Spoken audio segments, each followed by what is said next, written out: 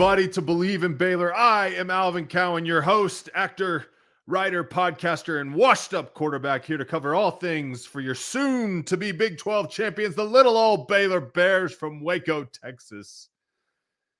The dust is settled, folks, on one of the most brutal opening two-game stretches in recent memory.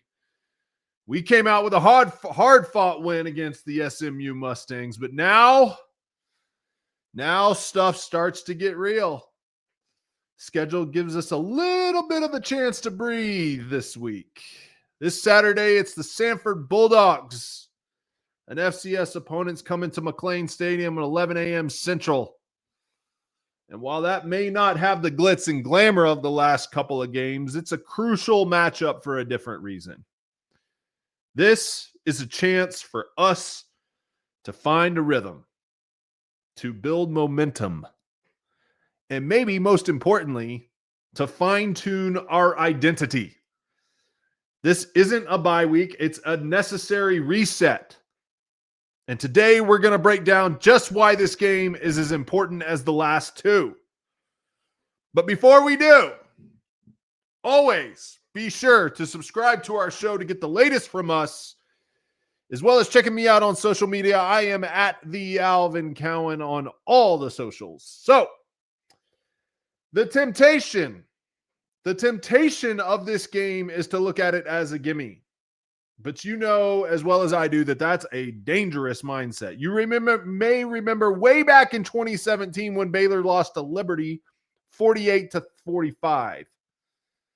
I'm going deep down the rabbit hole for the research for you fans here. That's the dedication that we have here on the Believe in Baylor, all going all the way back to 2017.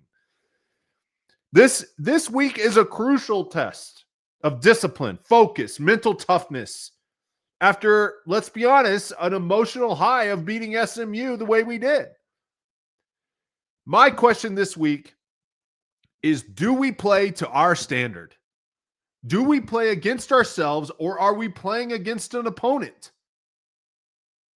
That's the mark of a good team.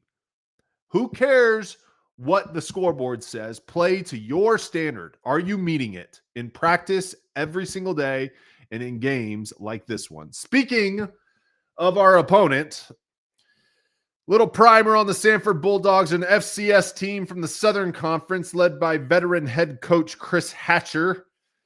They arrive in Waco with an 0-2 record and are struggling offensively, averaging 8 points per game, 361.5 yards, total yards, with 57 rush yards and 304 pass yards. They're struggling, folks. Not going to sugarcoat it. They're a team that loves to throw the ball, and their offense is built around senior quarterback Quincy Crittenden, a seasoned playmaker who has been named to the Walter Payton Award watch list, which is basically the Heisman for the FCS. Humble brag here. Your boy was a two-time finalist for the Walter Payton Award all the way back in 2003, 2004. I finished 12th. Jamal Branch at Colgate won it. Hence why I say washed-up quarterback in my open. But you guys didn't come here to hear me talk about my playing days. Anyway, in their last game, Crittenden completed 75% of his passes. He's accurate and can move the ball. The ground game, however, is atrocious, averaging less than 1 yard per carry in their last outing. It should really give Baylor's defensive line, a huge opportunity to assert their dominance. We need a get-right game. And as long as we get right, this should be one. Samford's defense is also struggling, allowing 37 points per game and giving up 171 rushing yards. Our offense has to eat. They got to eat, bottom line. And for our defense, this should be a confidence booster. But again, do we play to our standard? As you're watching the game, a few trends to keep your eye on. The second half, I expect Baylor to have taken care of business, get their starters off the field, avoid injuries. That'll be a sign that we've dominated the line of scrimmage and played a clean, disciplined game. Can we force some turnovers? We've struggled in that area a few times. This is the perfect opponent to create a few fumbles and get some interceptions. I would say anything less than 2 takeaways is a disappointment.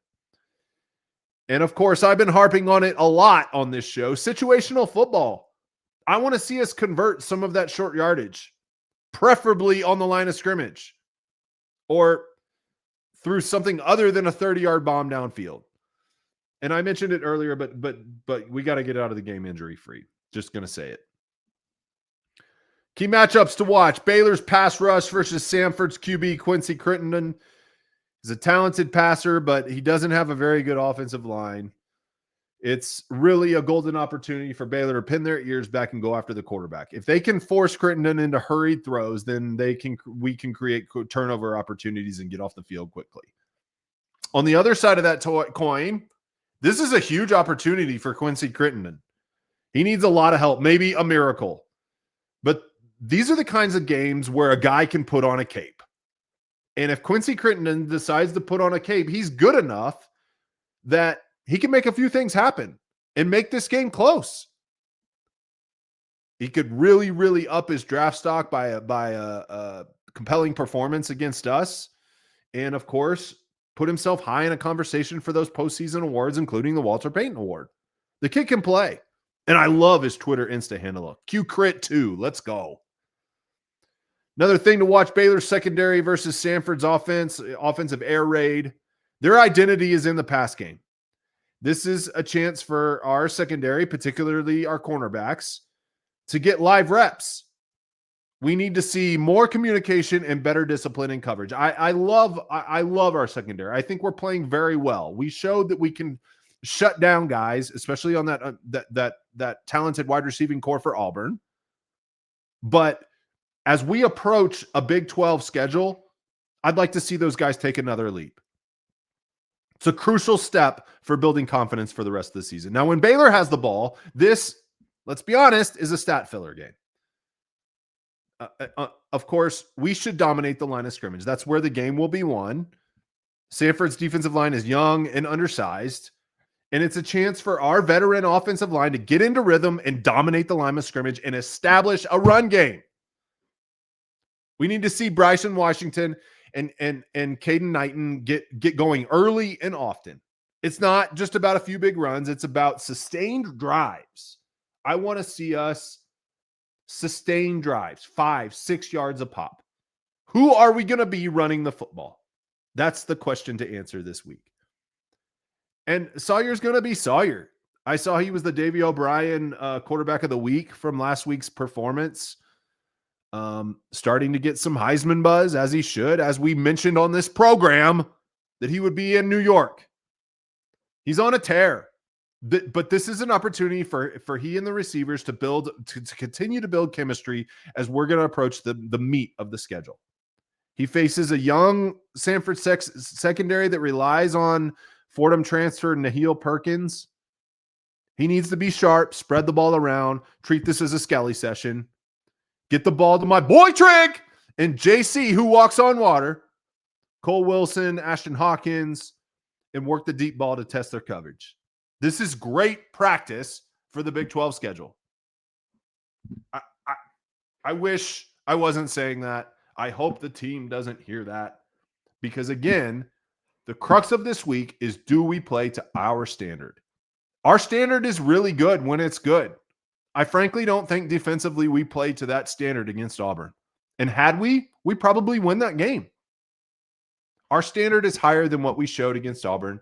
We showed what we could do in the second half of the SMU game, particularly that third quarter where we dominated. So my prediction for this game, Baylor wins it very convincingly. Offense finds the rhythm and the defense will generate multiple takeaways. And we get some depth reps out of this game. Get some of the young guys in there. Let them get some live action reps. Keep morale high. I got Baylor 56, Samford 10. And guess what? Guess what happens next week? We got a big one against my boy, Kenny Dillingham, and the Arizona State Sun Devils. Let's go, folks. We got to take care of business this Saturday. And then it's all on the table next week. I'll be back post-game with some analysis. In the meantime, We got a special guest episode dropping tomorrow. One half of my conversation with Ethan Young, the former director of player personnel for UCLA under Chip Kelly, and a new author talking all things NIL, revenue share, about the business of college sports. It's a fascinating conversation. If you are a fan of college football, wondering where the future is, wondering where the present is, this is a conversation you don't want to miss. So I plan to drop the first half of that tomorrow, Thursday. You guys should be getting this one Wednesday, late Wednesday. I'm a little bit late getting this one out, so apologize. Thanks for sticking with me. Appreciate you guys listening to Believe in Baylor.